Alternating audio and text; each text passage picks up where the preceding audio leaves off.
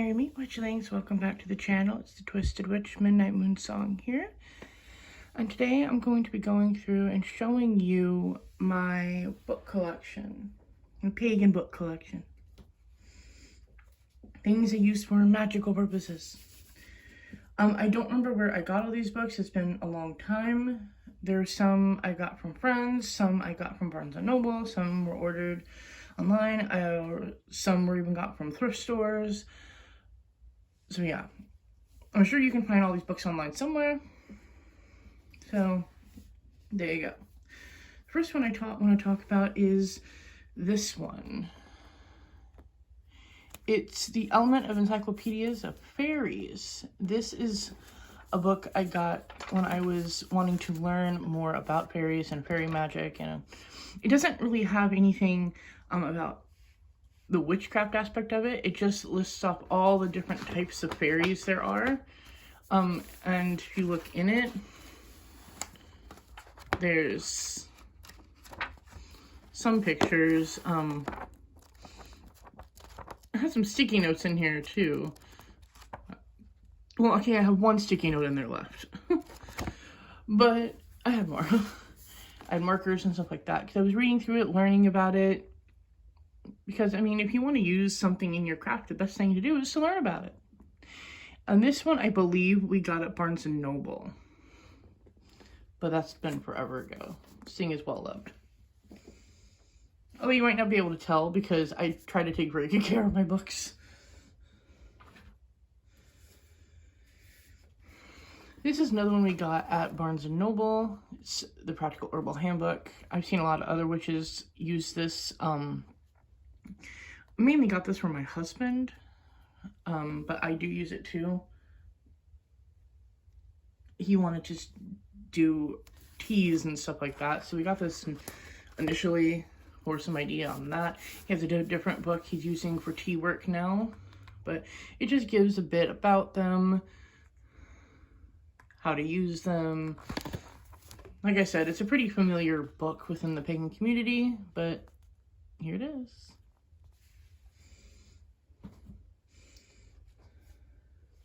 This one was gifted to me a long time ago. God, I don't remember how long ago. But it's a shaman book. A book on shamanism. It's interesting. I do things a little bit differently than what this book tells, but this book is still a very wonderful and thoughtful gift.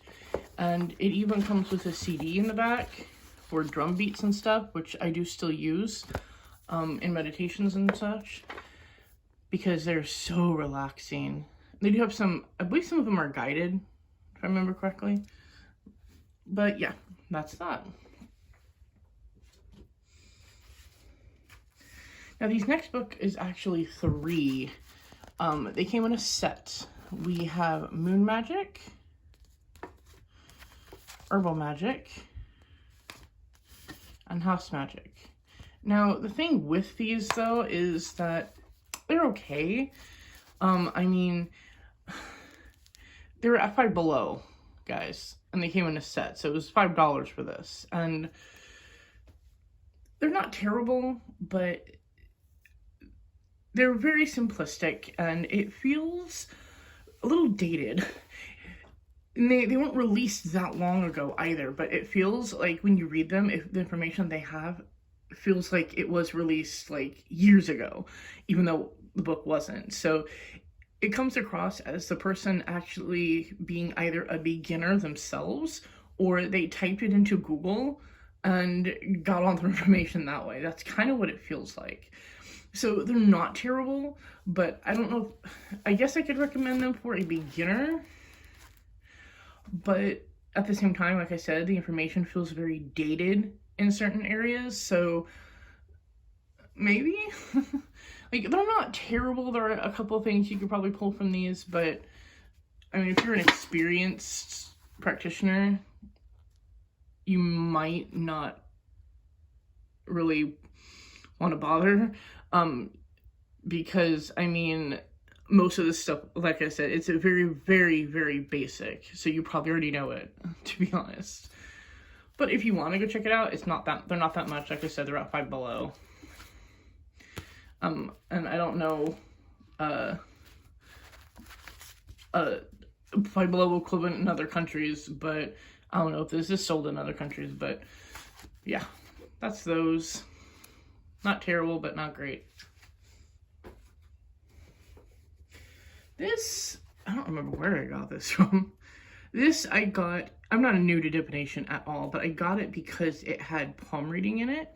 I had a guide to start palm reading, and that's one thing I wanted to try. I'm still not good at it, so I haven't really, I wouldn't say I added it to my divination arsenal, but I got this book that helped explain it. I need more practice on it, to be honest. I also have very, very bad eyesight, so I mean, that should not come as a shock since I'm wearing glasses, but I have astigmatism in my left eye that makes it even harder.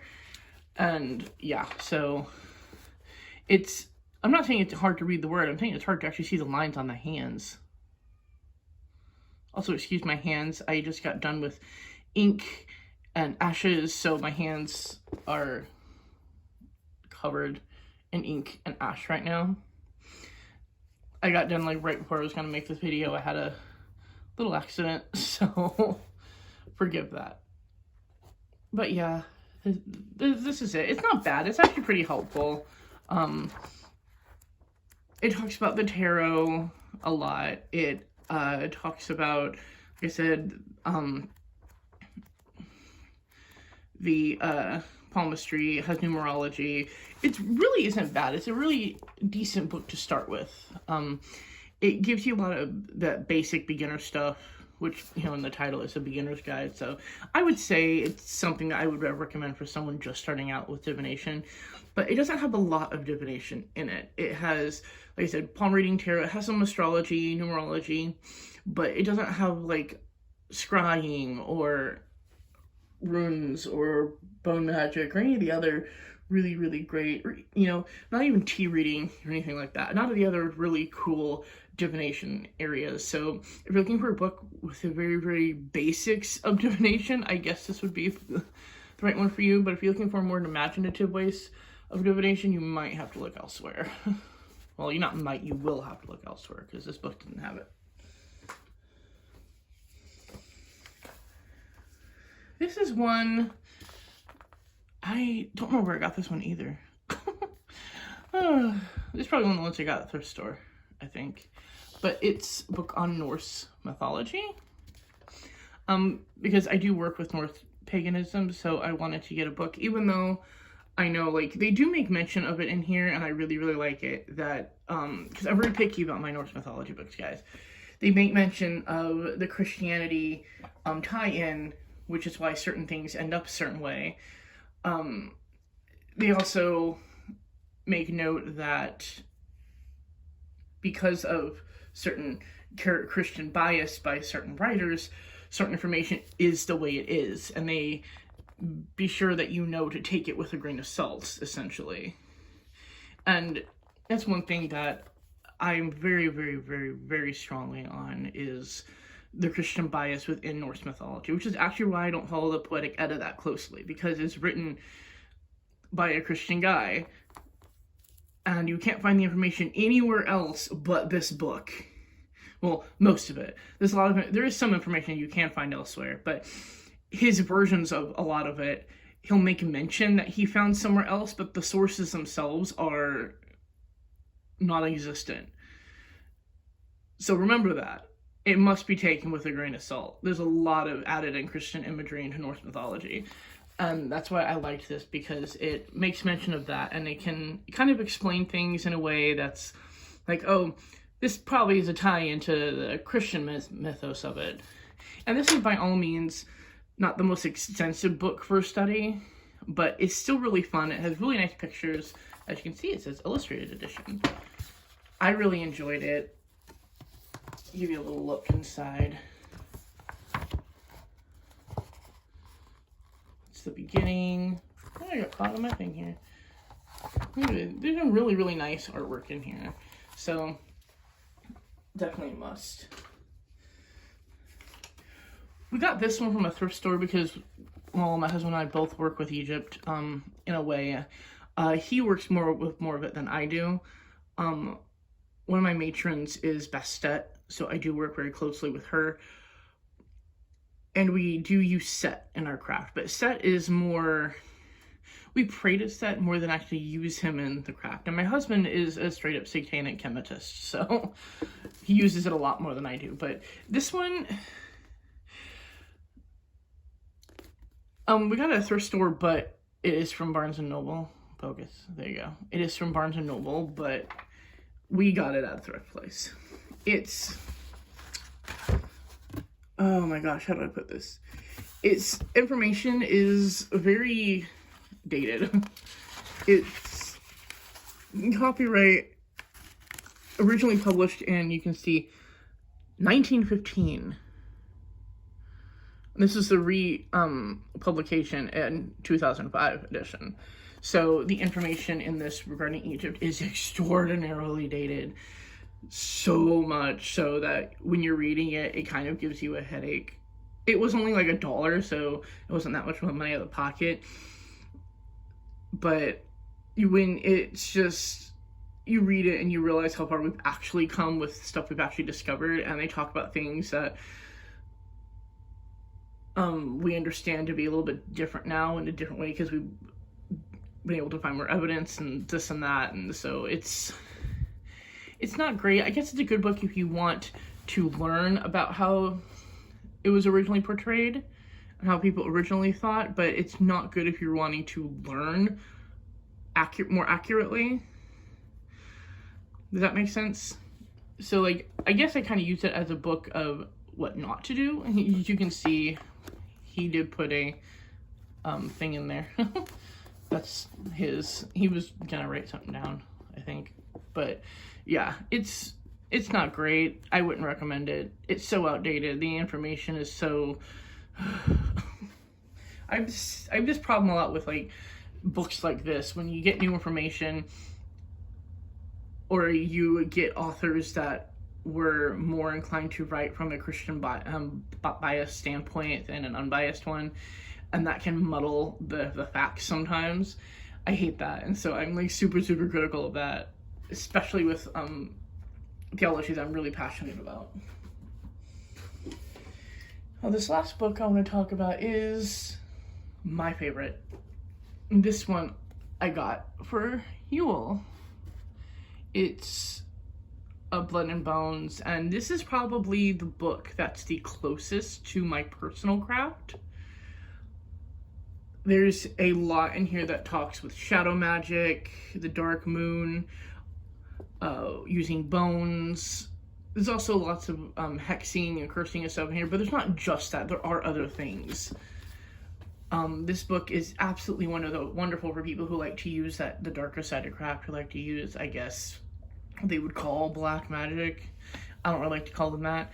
I'm more of a gray witch if I have to put a color label on it. But those labels run together so easily. But left hand, I think, would be the best way to describe this. It's very much more left hand. It does give deities and stuff lists in here. It doesn't really go into like Satanism though, or anything like that type of left hand. So, or demonology for that matter. So if that's what you're looking for, you won't find it here. This, I feel it's more of a, how do I put this? More of a folk crafty type left hand, which is definitely where I find the most prowess in. Of course, it's not exactly like my craft, but no one, well, there might be a couple out there, but most people are not going to find, when they find a book like this, they're not going to find something that's word for word exactly identical to their craft. They're always going to do something different with theirs and unique, and that's what's great about the craft. But I will say that this is probably the closest book I have ever found to any of my craft. I read it so often. Sometimes I'll just see it sitting there and I'll reach over and grab it just to read it again and look through it. Because every time I do, I feel connected to myself when I read this, if that makes sense. Any of you found like a book or something that when you hold it, play a song or read the book or whatnot, you just feel like you're reestablishing a true connection with the love of yourself and what you stand for and who you are. That's what I feel when I read this book. I will say though, it's not for everybody. It's not a book that's going to be for people who are more into light work, who don't like the more left-handed ways. People who are into folk magic might, who are into light-hearted folk magic might still find some good in it, because it does talk about shadow work and that type of thing. And like I said, it's not all hexing and cursing. It's mainly, there is a lot of baneful work in here, but it's not just baneful work. And I feel like this book in general, people do reviews on it, they say it's a great book for baneful work, and it is, but it's also a great book for other work too. A lot of people like to put more of an accent on the baneful work because there's not a lot of really good baneful work books out there. But it's not just baneful work. So I feel like regular folk practitioners might definitely take a couple things from it. But there might be, especially if you're a light worker on that side, you might only take a small snippet. But I do feel that everybody who's a folk practitioner in general would probably be able to learn something from it. Or at least understand how certain things might work and how other people might see certain things on a different side. But yeah, it's my go-to. I absolutely love this thing. It's my Bible at this point. It really is. So that is it. I have some other books, but they are just guides to the books that came with my tarot or the oracle cards and that type of thing. They're the little, how-to books that come with those. So, I don't feel the need to show them off, honestly. But, yes. So, if you enjoyed this video, go ahead and give me a like. Comment. Tell me what books you like. Tell me what books you have. You have reading the same book I do. Subscribe. And if you want to stay notified, be sure to ring that bell. And I'll see you all next time. Blessed be.